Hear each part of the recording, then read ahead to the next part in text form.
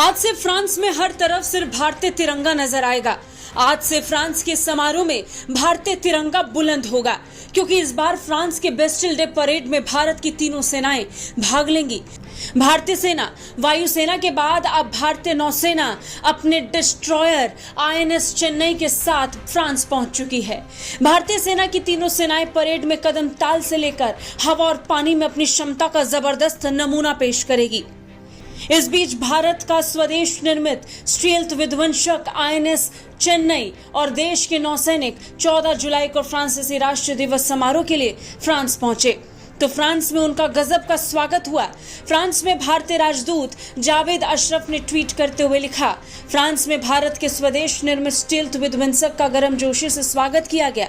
INS Chennai और हमारे नौसैनिक भारत की शक्ति का प्रतीक हैं। ये भारत फ्रांस समुद्री सुरक्षा साझेदारी का एक संदेश है।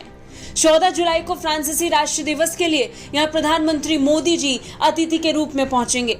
बता दें, 14 जुलाई को फ्रांस में भारतीय सशस्त्र बलों की तीनों सेनाओं की टुकड़ी भाग लेगी।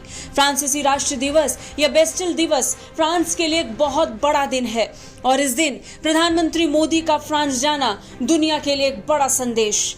विदेश मंत्रालय के मुताबिक प्रधानमंत्री इस यात्रा में सामरिक, वैज्ञानिक, एकेडमिक्स और आर्थिक सहयोग जैसे विविध क्षेत्रों में भविष्य के सहयोग का रास्ता तलाशने का अवसर देखेंगे। बेस्टिल दिवस समारोह में हिस्सा लेने के लिए भारतीय सशस्त्र बलों की 269 सदस्यीय तीनों सेनाओं की टुकड़ी 2 C-17 ग्लोब मास्टर विमानों में सवार होकर 6 जुलाई को पेरिस के लिए रवाना हुई थे। Helicopter pilot squadron leader Sindhu Reddy parade में भारतीय वायुसेना के मार्चिंग दस्ते का नेतृत्व करेंगी। इसमें भारतीय वायुसेना के कम से कम 3 राफेल लड़ाकू विमान भी हिस्सा लेंगे। राफेल और विमानों के इंजन से जुड़े प्रोजेक्ट के अलावा डीएसी 3 अतिरिक्त स्कॉर्पियन पनडुब्बी खरीद को भी मंजूरी दे सकती है। भारतीय नेवी के लिए स्कॉर्पियन पनडुब्बी और राफेल एम को लेकर भी मोहर लगेगी।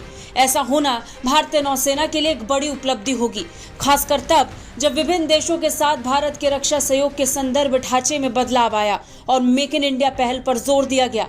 ऐसे में फ्रांस भी इसके लिए कई कदम उठा सकता है, जिसका फायदा भारत को जरूर होगा। ब्यूरो रिपोर्ट, भारत तक।